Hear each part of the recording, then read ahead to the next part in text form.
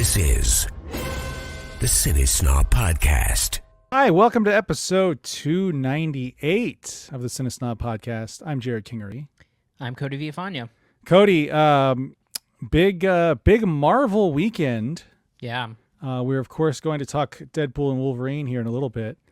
But it was the weekend of San Diego Comic-Con, which saw the return of of Marvel Studios to Hall H with some big, giant announcements. There's like minor stuff like who exactly Giancarlo Esposito is playing in Captain America Brave New World, which is very disappointing to me, but I don't know if you saw any of that information. No, I didn't. And I've talked about this with some other friends, like the idea that Giancarlo Esposito is playing kind of a minor Captain America villain, as opposed to something bigger in the MCU, like Professor X, which I know he's made at least statements about. Seems like a waste of a good actor. But I mean, isn't that what Marvel does best sometimes?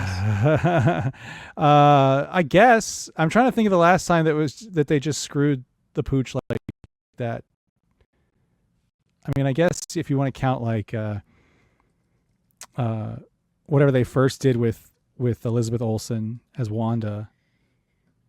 Well, I mean, they found it eventually. I feel like every time they do a villain, they're kind of like wasting.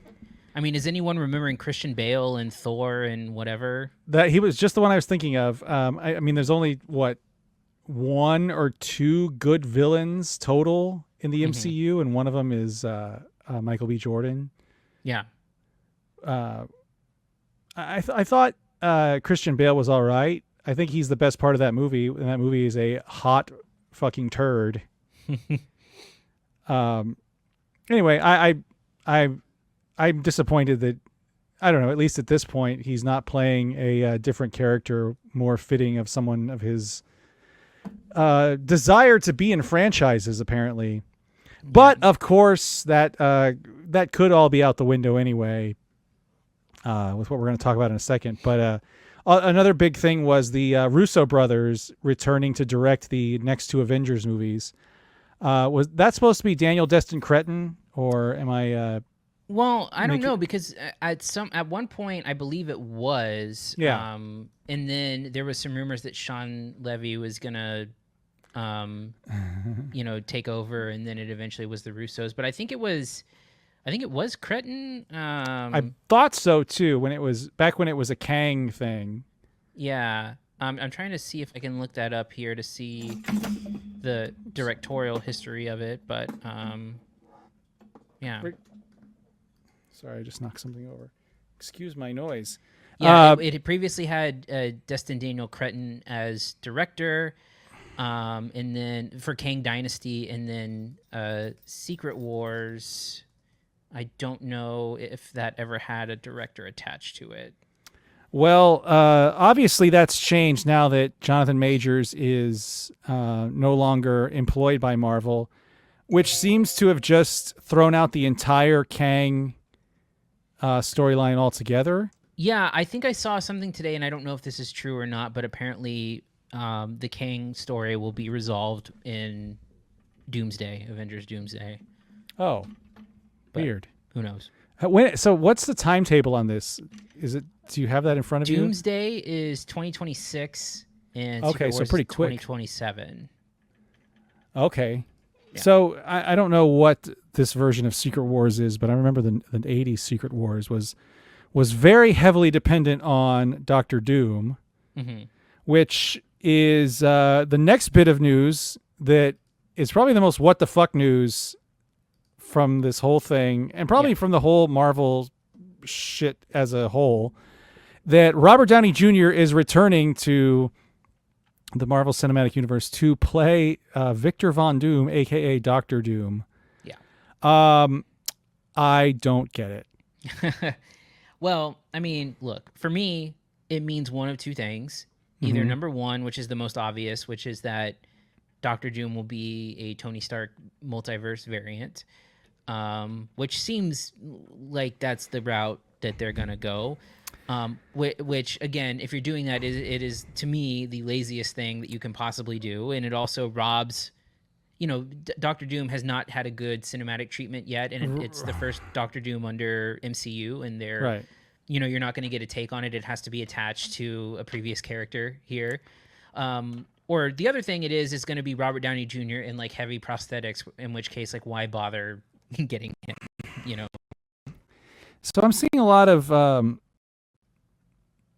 reactions to this that play into my theory that people will just continue to eat up the slop so long as Marvel keeps making the slop.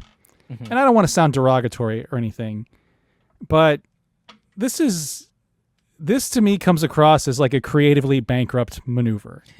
Sure. And the people that are like all in on this, I don't quite understand why. If this were like the 80s or even the 90s, or shit, even like the X-Men movies of the early 2000s, and you could get away with having an actor just be an actor and play a different role. Like, hey, Robert Downey Jr. is great. Let's have him play Victor Von Doom also. Even though he played Iron Man, defined the role, established this whole thing. But because this has trained us to not accept that anything is a coincidence, that the same time that we see the same actor again, that must mean that they're the same character from 5 movies ago or whatever. It's Martin Starr is like a background character in The Incredible Hulk, mm-hmm. and he has a bit part in the Spider-Man movies. Well, that's the same character now. I don't know if you knew that, but they've officially retconned that that's the same guy. So what are we supposed to think immediately out of the gate with this, that Marvel is bringing back Robert Downey Jr. to play Doctor Doom? Like, immediately your mind goes to, okay, how does this relate to Tony Stark? Right. And not to the character that is arguably one of the Marvel's top villains, mm-hmm.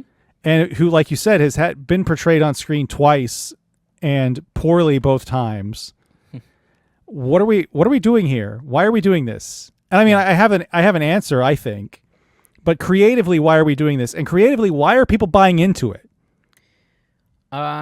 Because it's the slop, I mean, I think it's one of those things where like it's just low hanging fruit. And I think, it's, people get excited by this idea of seeing Robert Downey Jr. back. Right. And the idea that like people, I can speak from experience. I'm not going to throw anyone under the bus, but there's people that I've talked to who are like, oh yeah, this makes sense. This, the characters are so aligned and blah, blah, blah. And it was like comparing how Doctor Doom is like a super evil version of Tony Stark. So it's like that, but instead of getting like that, you're going to get exactly that out of this. And I mean, wasn't that what Ultron was supposed to be? Right. Also? They've already done it. Like, yes. We've had this conversation. They've already done it with Ultron. Yes. Yeah. I'm not going to shit on anybody's enjoyment of this stuff. Me neither. Yeah. Because I have friends that are very into this, or at least on board with the idea. Yeah. I am not. No. I am wondering what's happening here. And my theory is, and I've expressed this to you, is that Marvel, outside of like this weekend, like they're riding high right now. But everything before this, the last, everything since probably No Way Home, mm-hmm. has been met with indifference, with occasional spots of bright spots in the TV shows, like WandaVision when it premiered. The last 2 movies, the Marvels and Ant-Man and Wasp: Quantumania, were not well received. The Marvels became the lowest grossing movie, and I've heard people, I thought it was great. Like, fine, sure. You have one bright spot with Guardians 3, and that's about it. Right. But that didn't get a lot of attention. Arguably, I think it was more muted than normal. I think it's great. I think it's the best movie they put out in years. Mm-hmm. But the idea that these movies were coming out and that there was no sort of excitement or give a shit value to them. Because maybe the Marvels, maybe you thought the Marvels was a good movie. Maybe you didn't, whatever. The fact remains is that kind of collectively as an audience, no one gave a shit. Mm-hmm. And now I think Marvel is less about making the good movies. If it happens to be good, fine. But they have to give a shit. And I think that's what you saw this past weekend with Deadpool and Wolverine hitting $200 million in its opening weekend. People clearly gave a shit, regardless of what you think the quality of the movie was. People will clearly give a shit about seeing Robert Downey Jr. return as Dr. Doom in a movie that's not going to have that. Maybe, I mean, are we even going to get Chris Hemsworth in it as Thor? Like, is it going to have any of the original Avengers? I don't know. So that's my theory and what they're going for. They're just going for the huge publicity of it. And that's the reason this decision was made. Not because there's any sort of, and I'm not pretending that there is a creative motivation behind a lot of this stuff, but it feels more creatively bankrupt than the normal kind of thing. Yeah. In my opinion. Yeah. I'm with you. Yeah. And also, like, can you imagine how awesome of a surprise that would have been if people, like, I mean, why are we, that's the worst part about this, the society we live in with movies, is that you can never be surprised by anything anymore. Well, especially if you're going to introduce him presumably in Fantastic Four, why not just save that? Like, I mean that would have been one of the most epic, like, bait and switches ever if they were able to keep that a secret. Yeah. Anyway, but that's I think that's the biggest news out of there. I know there was a few more things. They showed like the Fantastic Four has a subtitle, First Steps, which I don't know why. Title. I don't know why everything needs a subtitle, but I guess it does. Yeah. It's whatever. I guess because there's already been 2 other Fantastic Four movies titled Fantastic Four. I don't know. Anyway, anything else before we move on, Cody? No, because I think a lot of what I have to say will sort of be covered in this next portion. So yeah. All right, let's move on to reviews. Here are this week's reviews. We have Deadpool and Wolverine. Mr. Wilson, you appear to have soiled yourself while unconscious. I wasn't unconscious. Who are you? Why am I here? Walk with me. Wait. You are special. This is your chance to be a hero among heroes. I smell what you're stepping in, Sensei. Your little cinematic universe is about to change forever. I'm the Messiah. I am Marvel Jesus.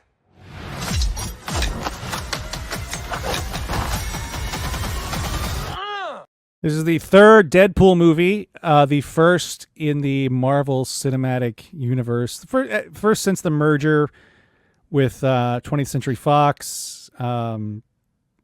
Lots of firsts here, I guess. Yeah. Been the only Marvel movie being released this year.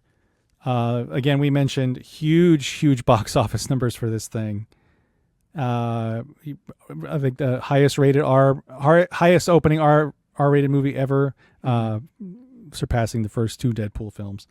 Real quick, what are your opinions of the Deadpool? What's your opinion of the Deadpool films? So I really like the first one. I even remember like the whole saga of like watching the leaked footage and then watching the movie get made and then, enjoying the first one.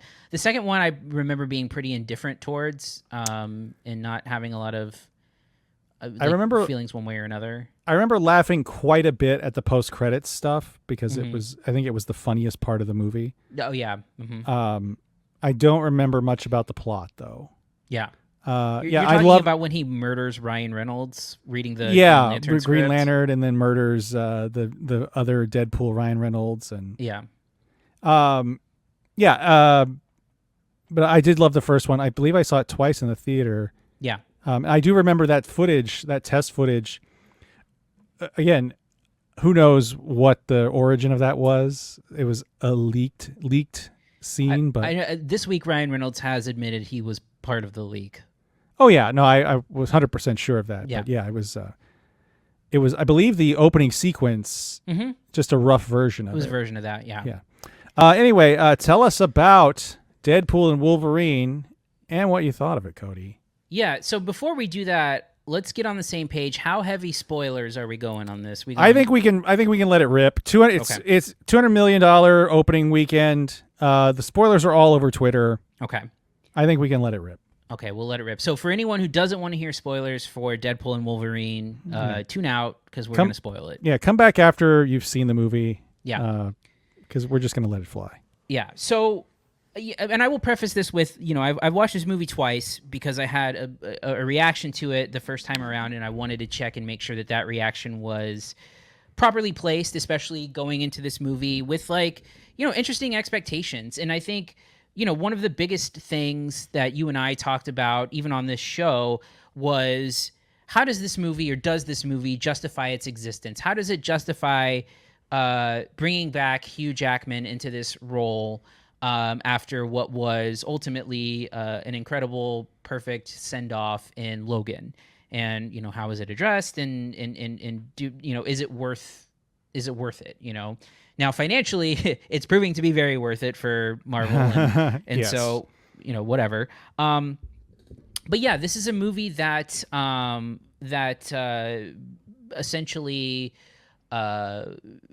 starts off with addressing the elephant in the room, which is how are they going to bring Wolverine back? And it begins with Deadpool digging up Logan's corpse and showing that he is in fact still dead. It's not, the Logan that we're seeing, the Wolverine that we're seeing in Deadpool and Wolverine is not the canonical Fox timeline Wolverine. It is a different version. But even then, even the Fox continuity was murky at best. Right, it was. And I think the problem number one with this movie is that the first 20 minutes make no fucking sense when you start to think about it. Right. Logan takes place in 2029, and it's in a world that's like a dystopia where a mutant hasn't been born in 25 years, and the X-Men are all gone, and this movie... What? Oh, it was going to say Charles Xavier went something happened and he's killing people. Out. Yeah. Yeah. And this movie canonically sets itself in 2024. They cut back to 2028. They show the literal date. And so Deadpool is digging out Logan's corpse 5 years before the events of Logan. So right off the bat, that timeline. And then he essentially, they flash back 2018 where he goes and meets the first cameo of the movie, which is Jon Favreau as Happy Hogan. And again, another example of it not making any sense because what is his reference point for the Avengers, and why does he want to be a part of them, and how does he know about them? And I mean, there is that hand wavy thing that he breaks the fourth wall, but yeah, I just don't think that scene is very good. No, I don't either. And by the way, this may seem nitpicky, but for reasons why I'll bring up in a minute, I think it is a worthwhile criticism. And so anyway, this sets a series of events where we get into the weeds on exposition of basically you find out, and I'm going to try to make this as simple as possible, that Deadpool's timeline, aka the Fox timeline, is basically collapsing unto itself, and is in danger of basically falling off the face of the earth and having an extinction level event. And they offer Deadpool an opportunity to go to the Marvel timeline, Earth 616, and basically leave everyone behind. He decides that he doesn't want to do that. He wants to try to save his timeline. And so he goes out in search of another version of Logan, because Logan is the reason why he's the timeline. What's it called? The anchor being, or right? The anchor. Something? Oh God, something along those lines. Like he's the guy holding it all together, essentially. Yes. And so that he tries and then he goes around and searches for other versions of Logan. Finally finds the worst version of him, who has sort of like let all of the X-Men die. Finds him at his low point and tries to get out of, first and foremost, this sort of like asylum he's sent to by someone at the TVA called the Void. And there they run into a bunch of abandoned Fox characters and properties, and work their way out to try to rescue the Fox timeline. By the way, did you watch any of Loki? No, I've seen like 4 or 5 episodes of season 1, and that's it. Well, yeah, because the Void is part of that, and Right. it does make sense the way it's played in the movie. Sure. I just want to make sure it was. Yeah. The stuff that didn't make sense is like prior to that. So there's a couple of things to talk about up front, and they're going to be what I found to be the positive things about it, which are, number one, for those concerned that this would be some kind of sanitized, Disneyized version of Deadpool, it is not that. The movie is still extremely vulgar. It's full of curse words. It's full of gratuitous violence. It's full of sexual innuendo, sometimes maybe to its detriment. There's some like very gay, panicky jokes. It's way less.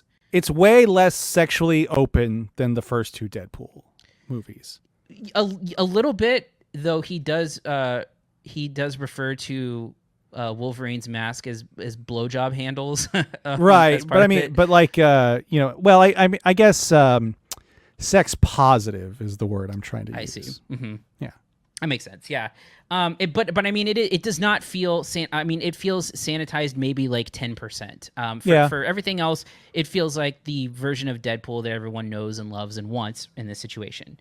The second thing is that I think that there's a lot of genuinely amusing, fourth wall breaking stuff that goes on here. For me, the fourth wall stuff gets a little bit exhausting by the end of this, where I just kind of got a little tired of it. But that doesn't mean that I didn't have laughs throughout the movie. It is funny. It does have some good jokes at the expense of like their partnership, at the expense of Fox, at the expense of like very fourth wall meta commentary about, Deadpool going over to the MCU and Disney and Feige and all this other stuff that I think does work. And I also think that, for better or worse, Hugh Jackman gives like a really fantastic performance in this movie, where I think that he's really great. It's not a surprise considering how good he is in Logan, but this is almost Logan level performance from him, I think, where he's all in on it. Yeah. And he plays this sort of aggravation that's with the buddy cop part of this movie really well, but he also has some really great dramatic moments where I just think he's giving like 100%. And I think from that standpoint, it's business as usual for him. And it's not a surprise. This character is so ingrained in him, and he's done it so many times.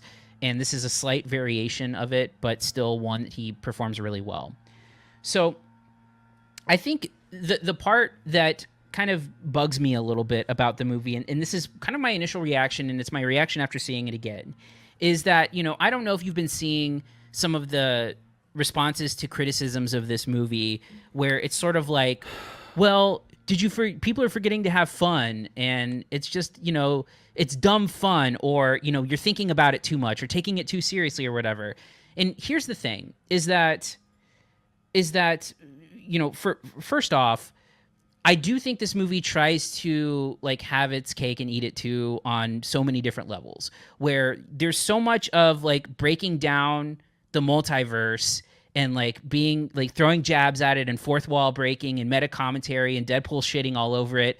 Yet this is clearly an important multiverse movie. Like they go through painstaking detail of exposition in showing you the TVA and, having all these storylines about like converging timelines and anchor beings, and so much of it that like they're trying to sell this as being a very important thing. So number one, when you criticize the fact that canonically it doesn't make any sense timeline-wise, but also the idea that you're thinking about it too much, no, you're not, because they're throwing all of this stuff at you, and they want you to find importance in it. The second thing is, again, for people who are saying, like, what about just dumb fun? Well, this movie is not just trying to sell you on dumb fun. There are multiple emotional arcs as part of this that I think don't really work all that well.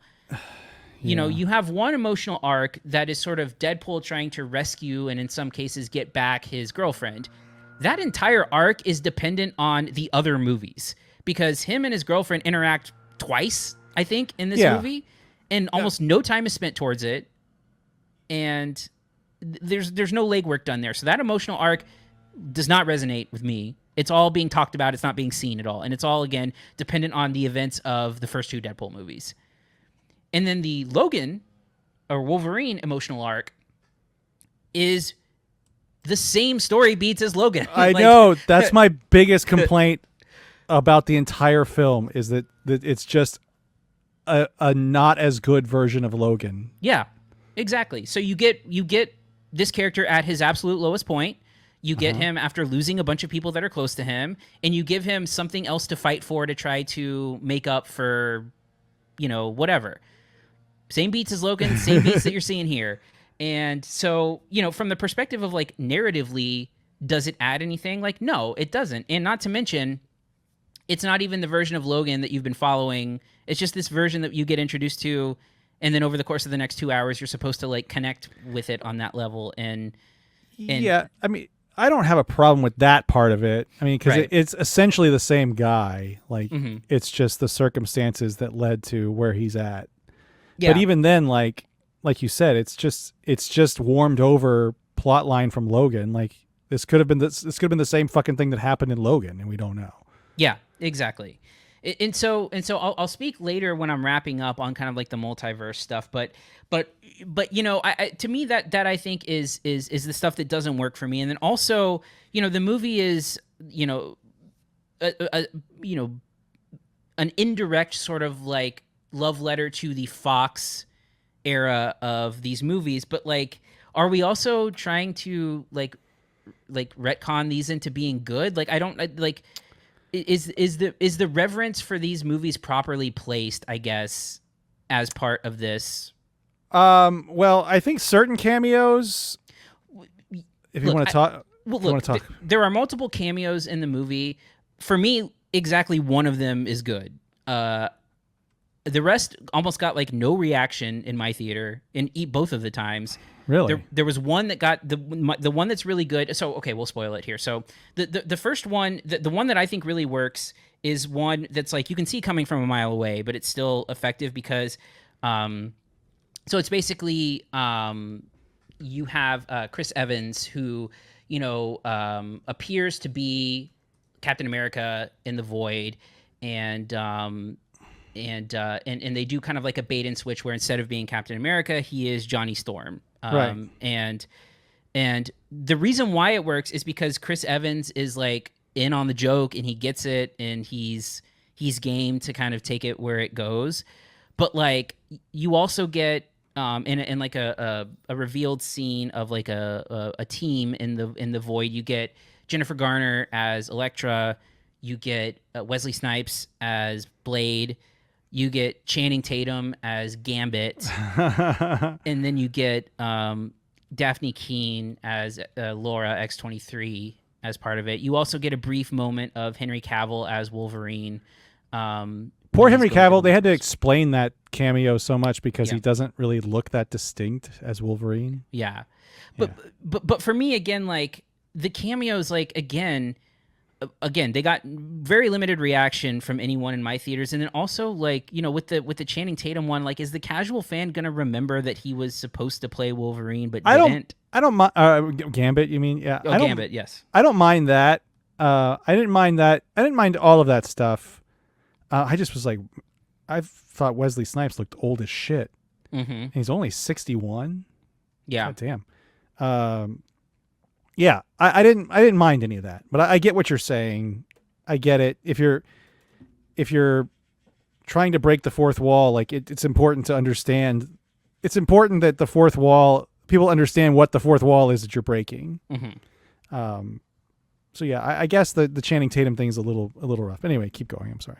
Yeah, and so the cameos, like, again, I think everyone is building up these cameos, and I wasn't really affected by them, but yeah, and so just to kind of wrap up, I think that the other part about the movie that, again, just didn't strike me is that I don't think it's particularly well crafted, and I don't know if that's because I find Sean Levy as like a pretty uninteresting director, but there's just stuff that I don't think looks great. I think there's some like subpar CGI as part of it. There's a scene that happens like a one take that's going through a bus that I think is like has the language of looking cool, but like is hard to track the action in. Like it just feels like, I don't know, just like not competently made at times. Yeah, there's a lot of there's some weird chintziness to it. Yeah. For a movie that arguably had a massive budget, which I guess in its own way, and I'm not going to give them credit for this, but in its own way is a throwback to the Fox X-Men movies, because there'd be some really good set pieces and then some like the shittiest costumes you've ever seen. And there's a lot of that in this movie.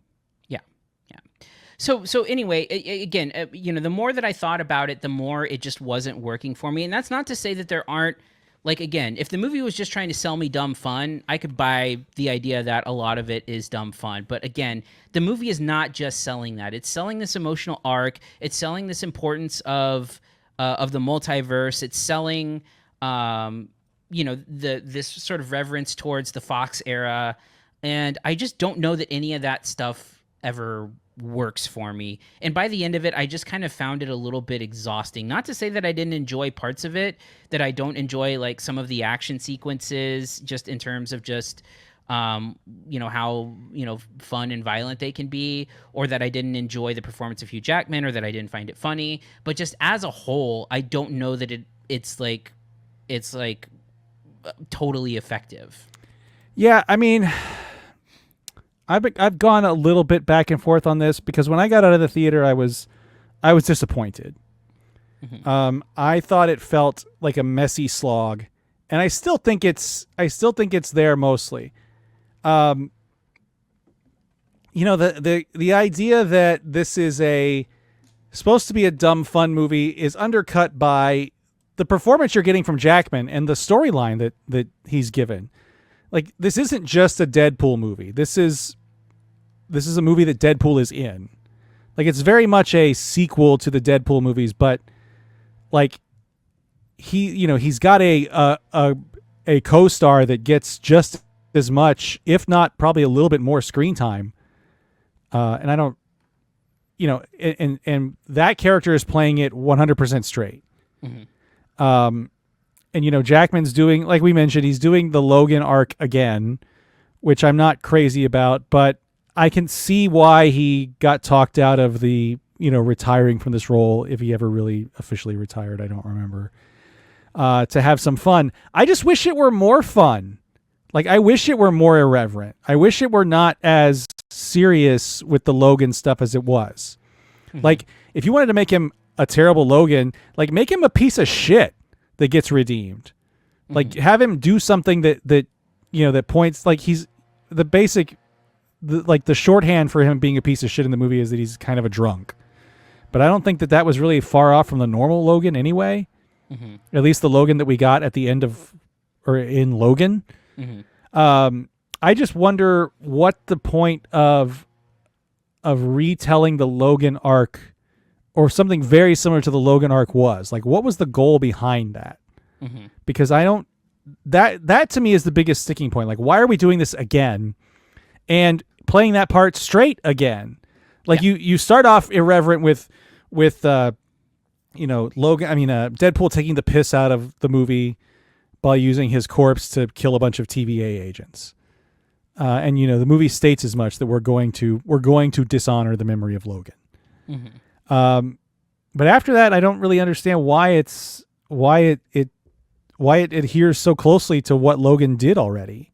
Yeah. To me, it's the plot that really kind of sinks this thing from being just fun. Like, I don't remember, like I said, I don't remember the plot of Deadpool 2. I remember the first Deadpool was pretty well driven by the plot and, peppered with jokes and just crazy action scenes and things. There's a lot of that here. There's a lot of jokes. There's a lot of action that I'm not sure is staged as effectively as it could be. And I'm going to put that on Sean Levy just because I don't think he's not the, wasn't the first two guys, wasn't the first one the John Wick guys that directed that? Or at least one of them? The first one was Tim Miller, I think. Oh, yeah, I'm sorry. Did they the second one, right? Yeah, I think the second one was one of the John Wick guys. I'm going to look it up here. Yeah, David Leitch did Deadpool 2. Yeah. So him and was it Chad Stahelski do John Wick? But David Leitch most recently did The Fall Guy. Okay, yes, that's right. Yeah, big stunt guys. Yeah. Anyway, there's a lot of kind of CGI in this. There's a lot of cheesy costumes and props. I think my biggest problem with the plot line is there's too much happening. Yeah. Like you have essentially two antagonists and one that sort of shows up halfway through the film, then goes away and then comes back again at the end of the film. Yeah.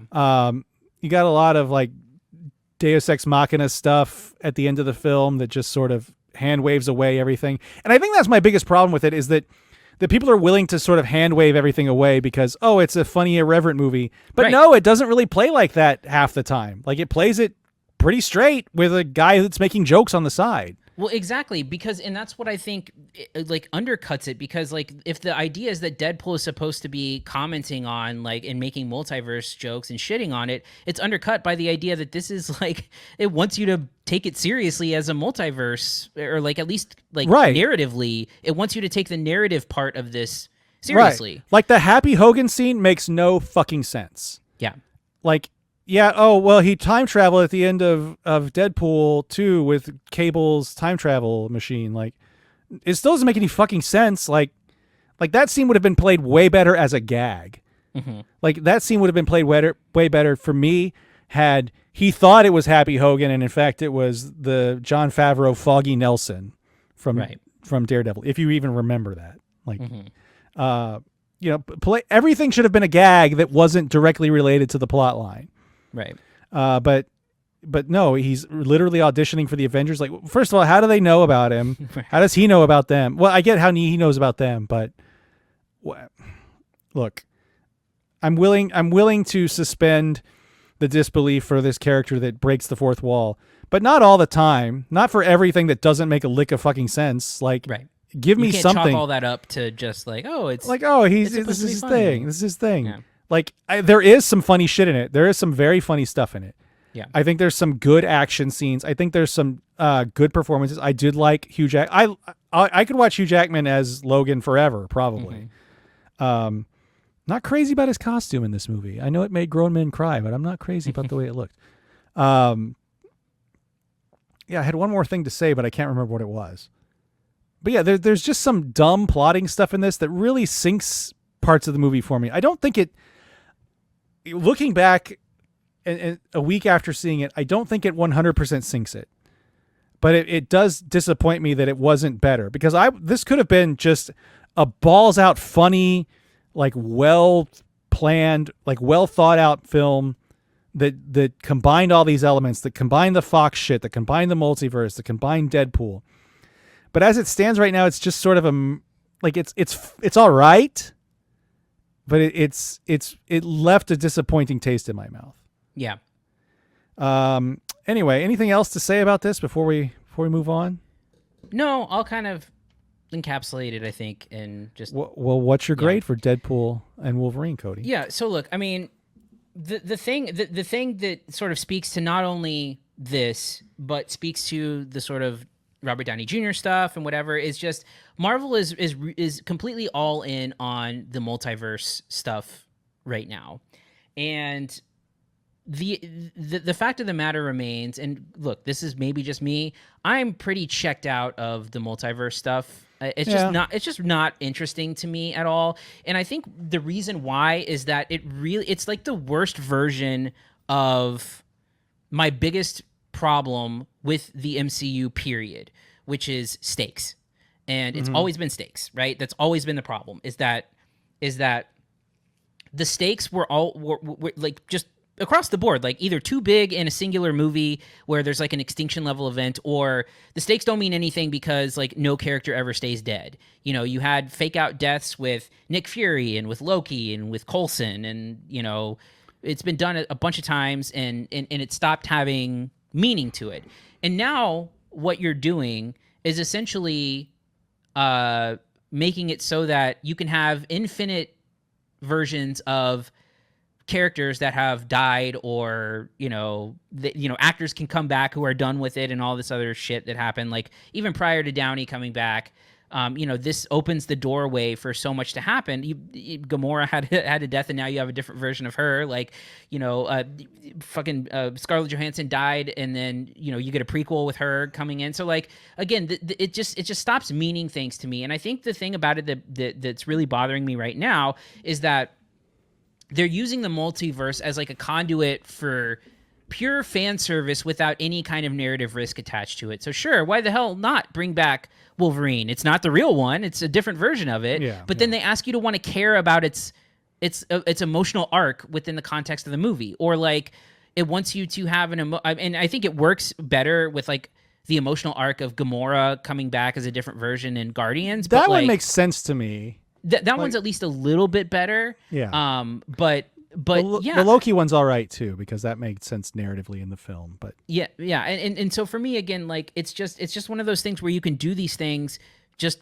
because you can, like it's a sandbox, but it doesn't actually mean anything. There's no stakes to it because it's all different versions of different characters. So like you can do wish fulfillment of putting John Krasinski in Doctor Strange or whatever, but like it means nothing at the end of the day. And I think again, this stuff just kind of like means nothing to me. Like the stakes just don't really register for me. And so when I see this version of Logan, I don't feel anything for this version of Logan because it's not a Logan that I know. It's a Logan I met 5 minutes ago. Yeah. That I'm having trouble like buying into why I should care about this whole thing. And so, it just again speaks to my biggest problem with why I'm kind of tapped out on the multiverse stuff right now. And now, especially when you have like this Downey Jr. thing, like it just bums me out a little bit that Marvel is so pot committed to this multiverse idea right now that like they have to see it through at this point. And I don't know that it's working entirely. And it's especially not working for me. So anyway, soapbox rant over, but yeah, this is a C+ for me. I don't hate it. I don't think it's a terrible movie by any stretch, but there's too much of it that doesn't work for me. And there's maybe just a little bit too much of the sort of like having its cake and eating it too, where it wants to be this sort of like, subversive, meta commentary that's poking fun at things, but also it wants to be taken seriously as a version of that. Yeah. No, I agree with most of that. Well, almost all of it. But that said, I think I came away enjoying it more than I thought after initially. So I'm doing a B-. It was teetering B-, C+, but I think B- is where I ended up. And that's going to be like 90% on the strength of Hugh Jackman. Mm-hmm. Yeah. And I do like Ryan Reynolds too, but I think he's just sort of a jester running around in his own story at this point. Yeah. Anyway, but if you stuck through that whole thing and you haven't seen the movie yet, go see it. I mean, everybody else has. You might as well, motherfucker. $200 million. On that note, that's going to wrap it up for this week. Next week, I have no idea what's going on, but Trap. Oh shit, yes. Lots of drama behind that one. A movie that's not screening for critics. Yes, good sign there. If you want to reach us, you can email us at podcast@cinesnob.net. Find us on Twitter @cinesnob, Facebook CineSnobNet, YouTube.com/cinesnob. Anything else, Cody, before we wrap it up? Nope, that's it. All right. Oh, I forgot to bring out my Deadpool. I did get the Wolverine blowjob popcorn bucket. Oh, cool. So, you know. Right on. Well, have fun with that. It's not it's on down you here. right It's now? not down. It's not down here. No, it's over there. Okay. I just lost focus on my camera too, so I think it's time to go. On that note, I'm Jerrod Kiggery. I'm Cody Vifania. Thank you for listening to the CineSnob Podcast. To read reviews, interviews, and more, visit cinesnob.net. See you next week.